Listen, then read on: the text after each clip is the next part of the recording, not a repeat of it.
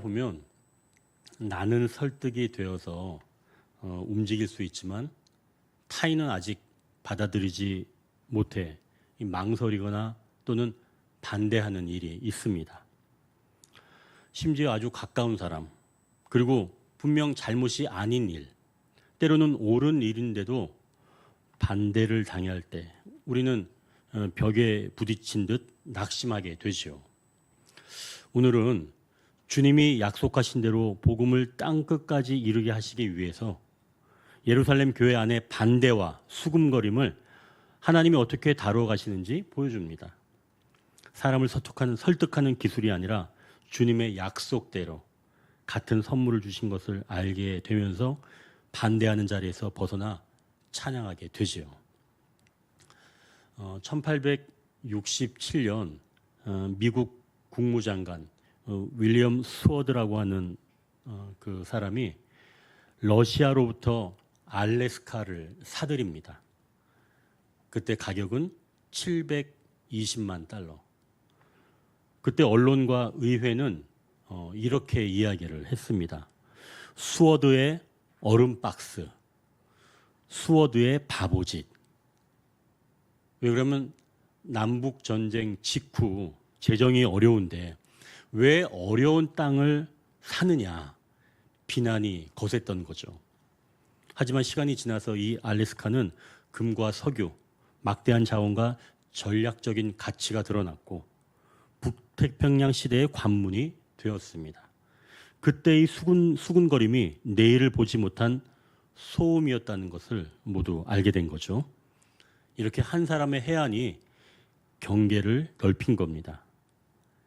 야유와 비난이 먼저 있었지만 결국 박수가 뒤따랐습니다. 그래서 사실은 오늘 본문이 낯설지 않아요. 하나님이 문을 여실 때 먼저 들리는 건 종종 반대의 목소리입니다. 이 사도행전 11장도 그랬습니다. 베드로가 이방의 집에 복음을 전했다는 것보다 이방의 집에 들어갔다라고 하는 그 자체를 먼저 수군거린 겁니다. 그러나 하나님은 같은 성령을 주셔서 그 수군거림을 침묵을 다시 찬양으로 바꾸십니다. 이제 첫 번째 단락입니다. 때로는 극심한 반대가 먼저 온다. 우리가 2절, 3절을 우리가 다시 한번 같이 읽겠습니다. 2절, 3절. 베드로가 예루살렘에 올라갔을 때에 할례자들이 비난하여 이르되 내가 무할례자의 집에 들어가 함께 먹었다 하니. 사실 이제 오늘 이 내용은 앞에 나오는 10장에 대한 그 자기의 그 경험, 그것을 보고하는 내용이 11장의 내용입니다. 그래서 10장의 내용과 11장의 내용이 중복되어 있지만 이것을 잠깐 또 이렇게 정리하는 시간이 좀 필요하거든요. 지난주에 이 베드로가 요바에 있는 무두장의 집에 거하였다는 것을 우리가 함께 나누었죠. 그때 고넬료라고 하는 그 로마의 백부장이 하나님께 기도하던 중에 환상 중에 하나님의 사자가 나타난 겁니다. 그리고 이방인 고넬료에게 내 기도와 구제가 하나님 앞에 상달되었으니 요바에 있는 베드로를 청하라. 이렇게 말씀을 합니다. 그래서 고넬료가 사람을 보내서 요바시에 도착할 즈음 하나님의 사자가 이번에는 베드로에게 나타난 겁니다. 환상 중에 하늘에서부터 내 귀에 매달린 보자기 같은 큰 그릇이 내려오는데 그 안에는 유대인들이 먹을 수 없는 음식, 즉 부정한 음식들이 딱 들어가 있는 거예요. 그때 이 음식을 잡아먹으라 라고 하는 말씀이 들렸습니다. 그러자 베드로가 즉각적으로 반응하죠. 하나님, 저는 이 부정한 음식을 예전에 한 번도 먹은 적이 없습니다. 이렇게 주님의 명령이지만 거부했습니다. 자기 삶이 얼마나 철저하게 율법적인지 나타내는 거죠. 이때 하나님이 깨끗하게 하신 것을 내가 속되다 하지 말라라고 말씀하십니다. 이런 일이 3번 있고 난 뒤에 다시 그 큰 그릇이 하늘로 올라갑니다. 때마침 고넬료가 보낸 사람들이 베드로에게 도착합니다. 그런데 베드로가 그들을 맞이하기를 꺼려하는 거예요. 그것을 알고 성령께서 그들을 따라가라라고 말씀합니다.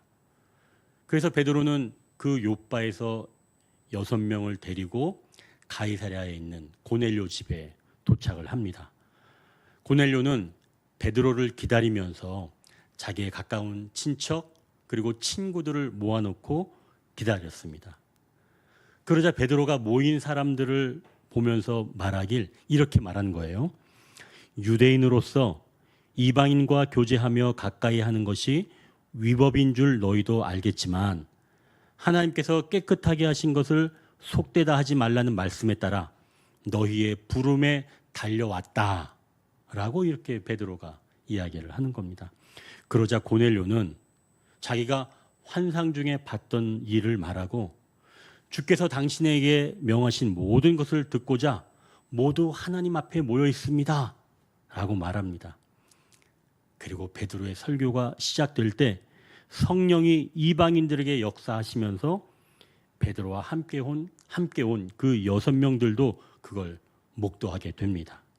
그리고 이방인들은 방언을 하면서 하나님을 찬양하는 일이 일어났습니다. 그리고 이 일이 예루살렘 교회에 전해지게 된 거예요. 그리고 베드로가 이 일을 보고하려고 예루살렘에 올라갔을 때 오늘 본문에 나온 할례자들이 베드로가 무할례자의 집에 들어간 것을 비난하게 되었다는 말씀입니다.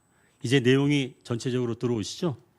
자, 그렇다면 베드로가 무할례자의 집에 들어간 것이 왜 비난의 대상이 되었을까요?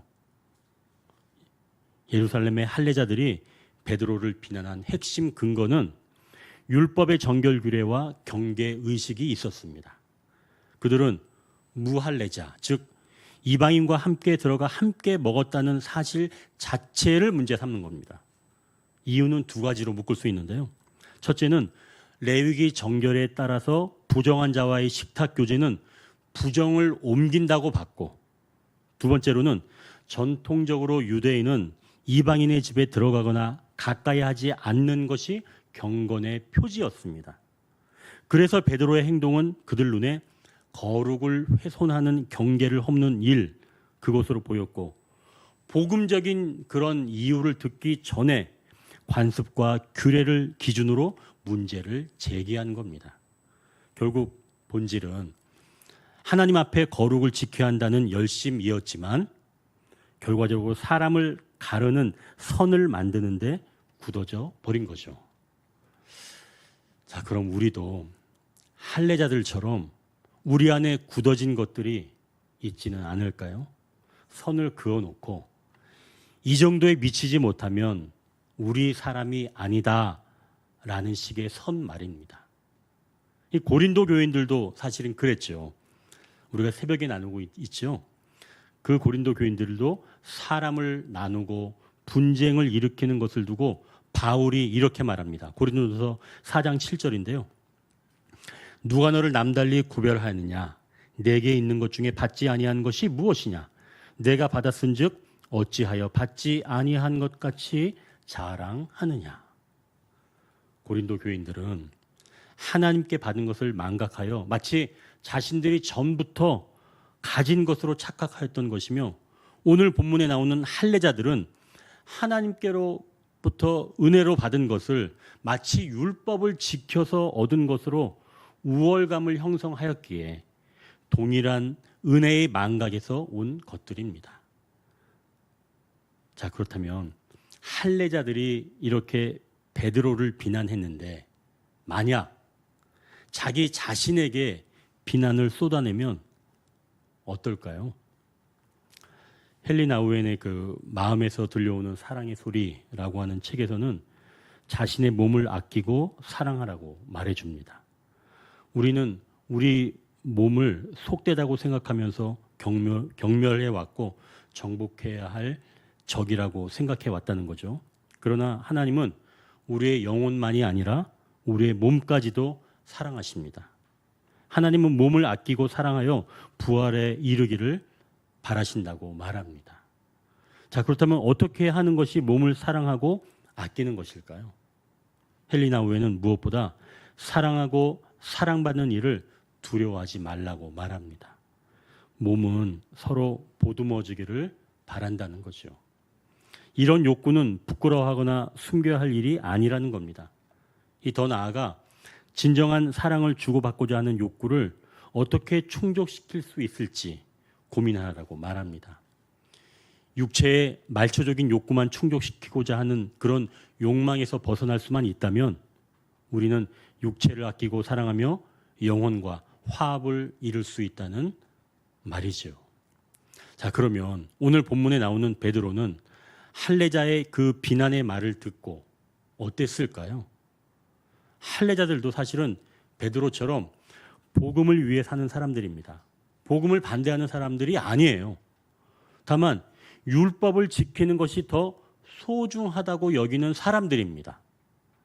아직은 복음의 우선순위를 잘 모르는 사람들이라고 볼 수 있습니다. 자, 그럼 이럴 때는 어떻게 하면 좋을까요? 다른 사람의 한계를 이해해야 합니다. 할례자들은 아직 율법 지키는 것을 복음보다 더 소중하게 여기고 있습니다. 하나님께서 이방인들도 똑같이 사랑하셔서 그들에게도 복음을 전하게 하셨고 그들에게도 똑같은 선물을 주셨다는 사실을 할례자들이 아직 모르기 때문이죠. 할례자들은 혹시나 하나님이 기뻐하시지 않을까 염려하는 마음에 베드로의 행위를 반대하는 겁니다. 그럼 여기서 중요한 것은 할례자의 반대는 복음의 반대라기보다는 이방인에 대한 반대이지요. 또한 베드로에 대한 거부가 아닙니다. 베드로에 대한 자체의 거부가 아니라 베드로가 이방인을 만나서 한 식사 그 행위에 반대하는 거죠. 그러니 그들의 한계를 이해하면서도 그들이 문제 삼는 것은 사람이 아니라 그의 행동이라는 사실에 초점을 맞춰 생각해야 한다는 것입니다. 그러니까 극심한 반대에 부딪혔을 때, 즉 가까이 있는 사람으로부터 반대에 부딪혔을 때 다른 사람의 한계를 이해하는 것이 먼저라는 겁니다. 그들이 아직은 잘 모른다. 몰라서 그렇다. 마치 바울이 고린도 교인들을 어린 아이로 여겼던 것처럼 그들의 한계로 여기는 겁니다. 아직까지의 한계예요. 물론 그들은 베드로와 같은 주님을 섬기는 사람입니다. 그러니까 한 가족이죠. 그런데도 극심한 반대를 하면 우리는 마음이 상할 수가 있습니다. 하지만 분명히 먼저 알아야 할 것은 다른 사람의 한계를 이해한다면 크게 마음이 상하지 않을 수 있다는 것이죠. 다 내 마음 같다고 생각하지는 마십시오. 아직 어린아이 같다면 모를 수 있는 겁니다. 그 사람 왜 그래? 그게 아니라 아직 잘 모르는 거예요. 그러니 다른 사람의 그 한계를 분명하게 이해하시길 바랍니다. 또 한 가지는 좀 전에 말씀드린 것처럼 그들의 극심한 반대가 나 자체를 반대하는 것이 아니라 나의 어떠한 행동, 특정한 부분을 반대하는 것이 내 존재 자체를 반대하는 건 아니라는 겁니다. 베드로가 분명 이걸 기억할 필요가 있었다는 거죠. 자, 그렇다면 하나님은 이런 극심한 반대의 상황을 어떻게 풀어나가실까요? 이제 두 번째 단락입니다. 변화된 한 사람을 사용하신다. 이제 우리가 4절을 같이 한번 읽겠습니다. 베드로가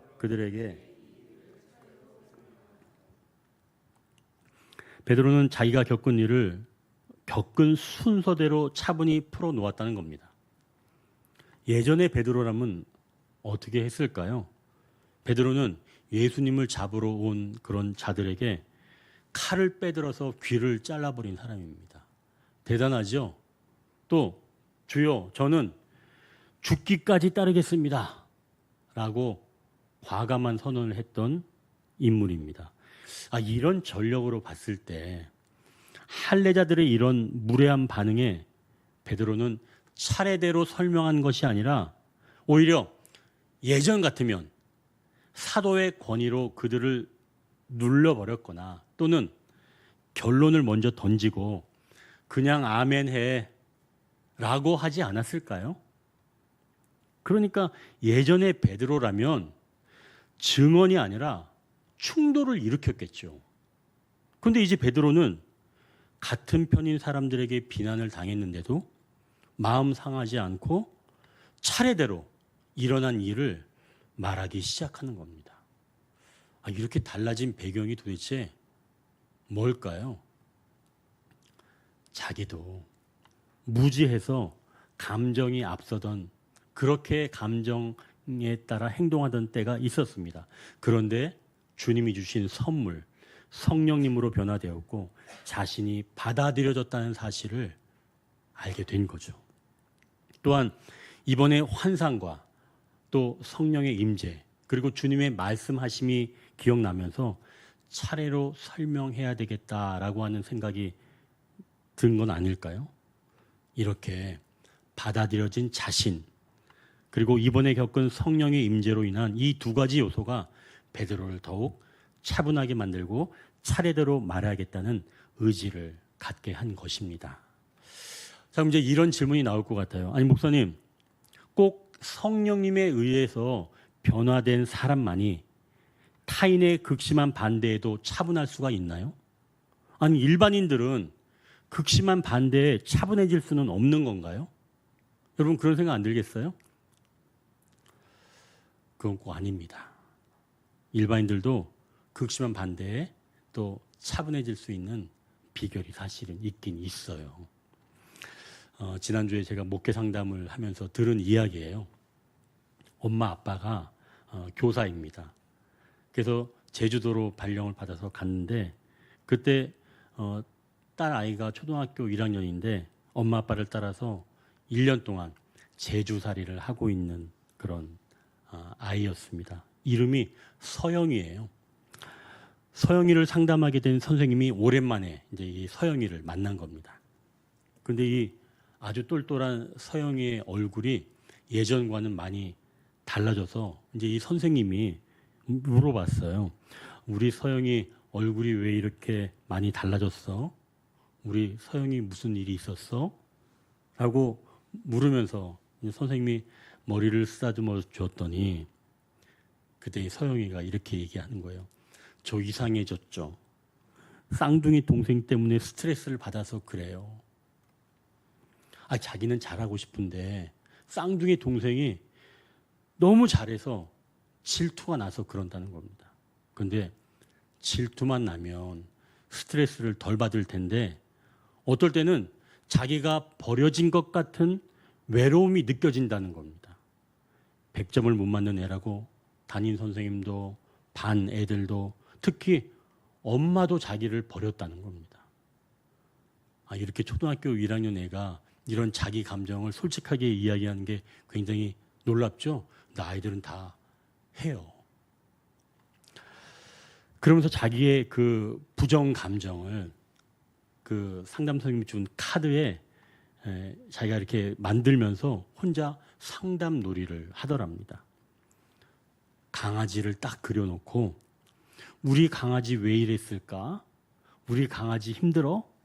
이렇게 놀이를 하더니 이 갑자기 1학년짜리 아이가 더 이상 이렇게 살 수 없어. 더 이상 난 이렇게 살지 않을 거야.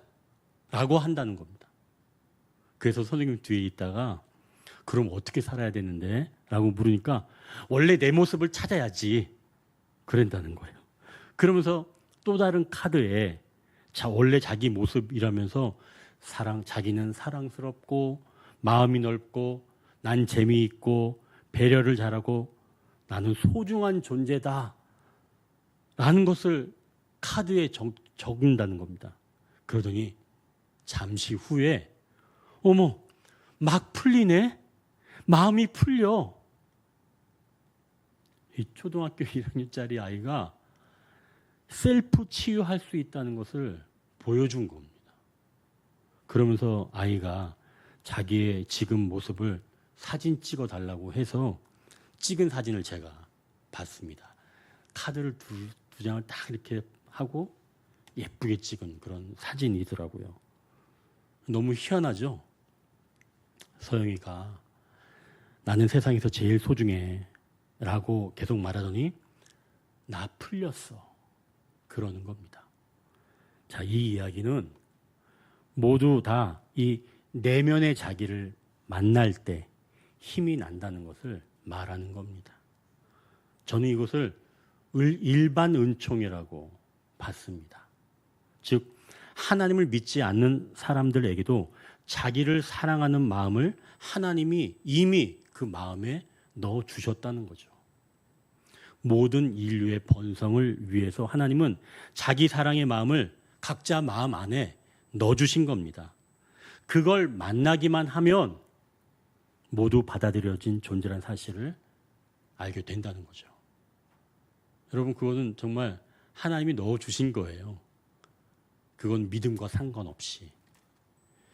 그래서 일반 은총은 자기를 사랑하는 마음으로 만족하면서 극심한 반대의 상황에서도 이겨낼 수 있다는 얘기죠.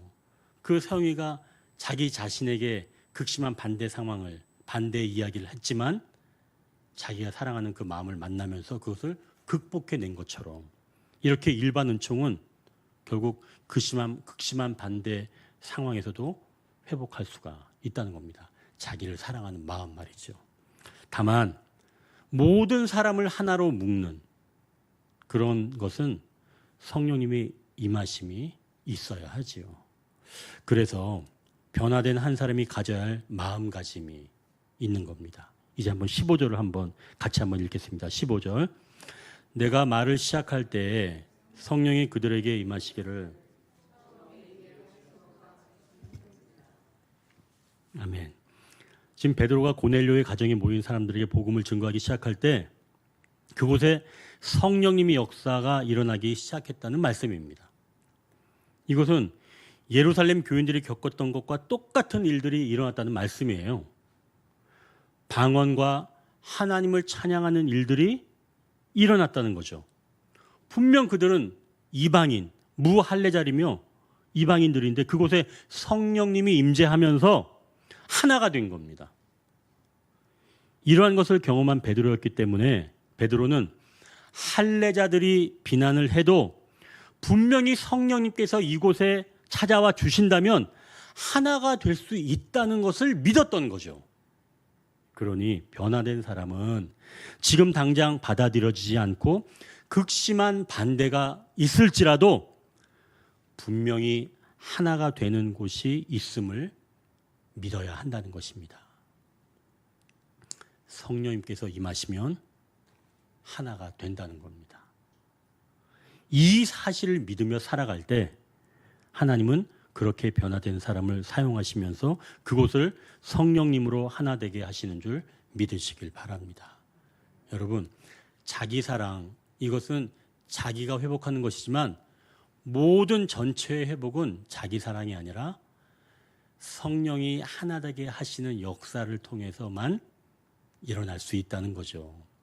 다만 자기 사랑을 통해서 성령님의 인도하심을 통해서 변화된 그 사람을 통해서만이 모든 사람들이 회복될 수 있는 바로 그 한 지점이 생긴다는 말씀입니다.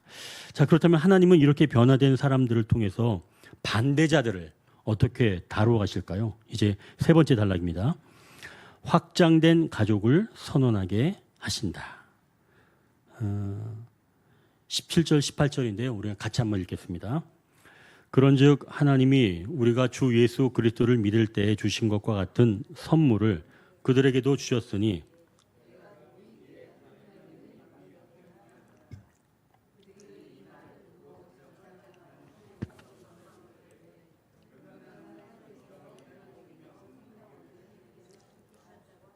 아멘. 여러분, 지금 17절에서는 하나님께서 예수 그리스도를 믿을 때 주신 같은 선물을 이방인들에게도 주셨다고 지금 베드로가 말하는 겁니다. 그럼 여기서 말하는 같은 선물, 이거는 여러분 뭘 말하는 걸까요? 혹시 뭐 신용카드를 얘기하는 걸까요? 그건 아니겠죠. 같은 선물은 당연히 성령님이시죠. 아니, 그럼 베드로는 그냥 이방인들에게 성령님이 임하셨다라고 하면 될 텐데 긴 수식어를 붙이는 거예요. 17절에. 그런즉 하나님이 우리가 주 예수 그리스도를 믿을 때 주신 것과 같은 선물을 이렇게 긴 수식어를 붙여서 같은 선물을 주셨다고 말하는 겁니다. 이건 도대체 뭘 말하는 걸까요? 그래서 여기서 같은 선물에 대한 것을 잘 이해해야 합니다. 자, 먼저 이 성령님을 주신 분은 누구라고 말씀하나요? 보니까 하나님이시죠. 즉 같은 하나님이 주신 선물이 곧 성령님이라는 말씀입니다. 그러니까 우리가 받은 출처도 하나님이며 이방인들이 받은 출처도 하나님이시라는 겁니다. 결국 사람의 설득이 아니라 하나님이 직접 주셨다는 증표를 말하는 거죠. 이제 두 번째로 예수님을 믿을 때 주신 것과 같다는 말씀입니다. 동일한 통로를 통해서 받았다는 거예요. 그들이 복음의 말씀을 듣고 예수 그리스도를 믿음으로 성령님께서 임재하셨다는 말씀입니다. 세 번째로 우리 때와 같이 일하셨다는 말씀입니다. 즉 동일한 방식으로 주셨다는 거죠.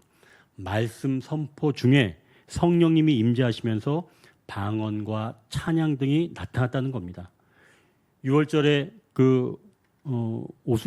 오순절 때 그 표징이 이방인에게도 그대로 나타났다는 말씀이죠. 또 마지막으로 주셨다는 것에서 알 수 있듯이 동일한 약속이 성취되었다는 말씀입니다. 성령으로 세례를 받으리라. 이 주님의 약속이 이방인에게도 성취된 것이죠. 그렇다면 이렇게 동일한 역사, 같은 선물이 왜 할례자들의 마음을 움직이는 어떤 결정타가 되었을까요? 이것은 곧 할례자들과 베드로의 논쟁에서 관습이 기준이었다면 같은 선물이 그들에게도 이루어졌다는 사실로 인해서 이제는 관습에서 하나님이 이미 행하신 사실로 옮겨진 것을 말씀합니다. 사람은 논쟁을 하지만 하나님이 주신 동일한 성령의 역사는 더 말이 필요 없게 만드는 객관적인 증거가 되는 것이죠. 그래서 18절에 이 말을 듣고 할례자들은 잠잠할 수밖에 없었던 겁니다. 그리고 더 나아가 할례자들은 하나님께 영광을 돌리게 되었습니다. 즉 찬양하게 되었다는 거죠. 할례자들은 처음에는 극심히 반대했습니다. 그런데 성령의 동일한 역사를 듣고 잠잠하였다가 그리고 이제는 찬양하는 자들로 바뀌게 되었습니다.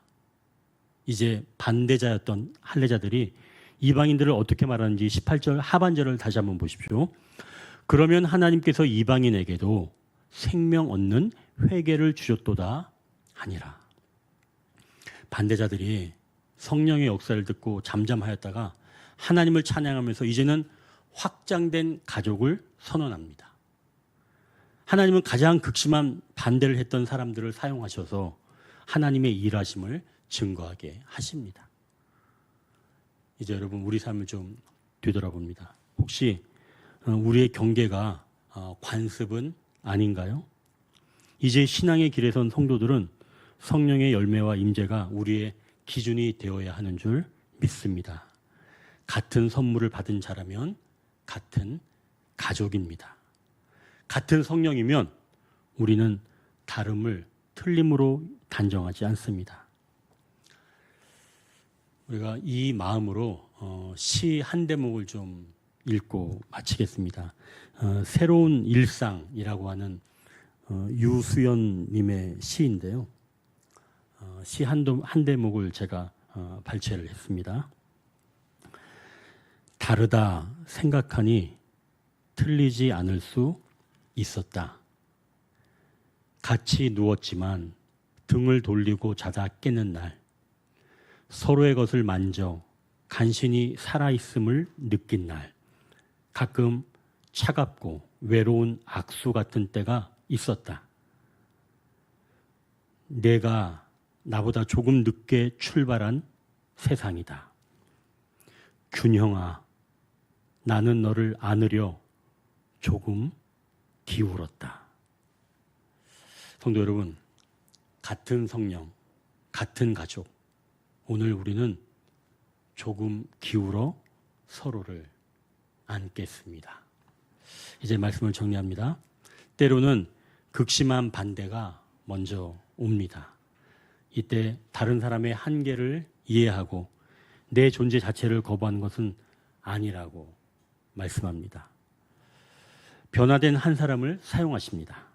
자기가 소중하다는 자기 사랑으로 극심한 반대를 물리칠 수 있지만 하나 되는 지점이 있다는 사실을 믿으며 성령님의 인도를 구하는 그 한 사람을 사용하신다고 말씀합니다. 확장된 가족을 선언하게 하십니다. 하나님은 가장 반대하였던 그 사람을 적극적인 지지자로 변하게 하셔서 확장된 가족을 선언하게 하십니다. 같은 선물을 받은 자라면 같은 가족입니다. 오늘도 성령님은 반대를 넘어서는 역사를 이루고 계십니다. 기도하겠습니다.